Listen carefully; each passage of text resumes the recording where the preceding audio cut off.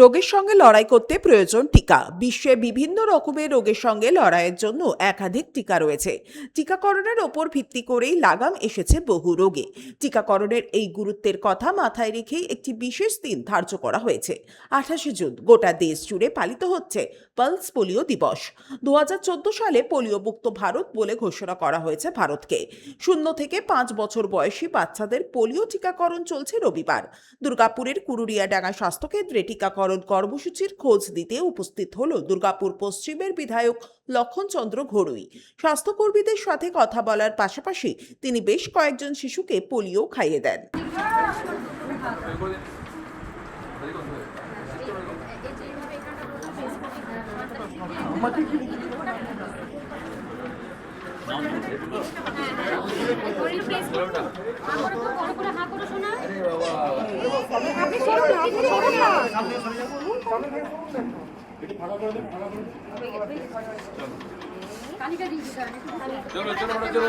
উপলক্ষে সারা ভারতবর্ষের আজকে সমস্ত জায়গাতে হেলথ সেন্টার থেকে হসপিটাল থেকে শুরু করে বিভিন্ন স্কুলে কলেজে থেকে শুরু করে সমস্ত ক্ষেত্রে এই কাজকর্ম নেওয়া হয়েছে।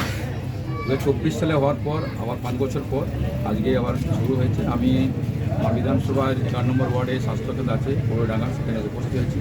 কারণ ডাক্তারবাবুরা আছেন, নার্সরা আছেন, সমস্ত সমাজকর্মীরা কাজ করে চলেছেন। আমি এসেছিলাম।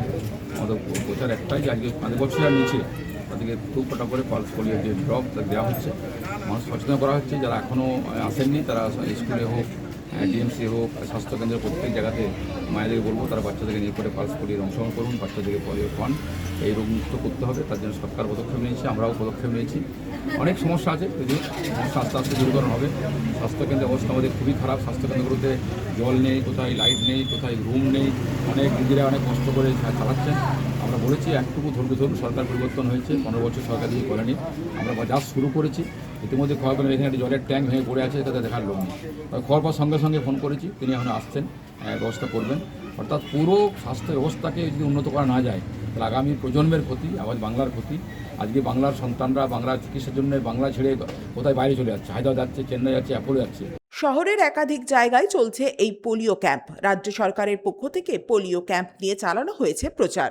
এটা তো সরকার কিছুদিন আগে থেকেই অলরেডি নোটিশ দিয়ে দিয়েছিল এবং ঘোষণা করে দিয়েছিল যে আজকে 28 তারিখ রবিবার পালস পোলিও দেওয়া হবে সমগ্র মোটামুটি পশ্চিমবঙ্গবাসীকে। তো সেই উদ্দেশ্যে আমরা বিভিন্ন জায়গায় ক্যাম্প খোলা হয়েছে, বিভিন্ন প্রাইমারি স্কুল বা এমনি কিছু কিছু জায়গায় এমনি মানে ছোট মানে উপরে কিছু শেডিং দিয়ে সেখানে ক্যাম্প টাইপের করা হয়েছে।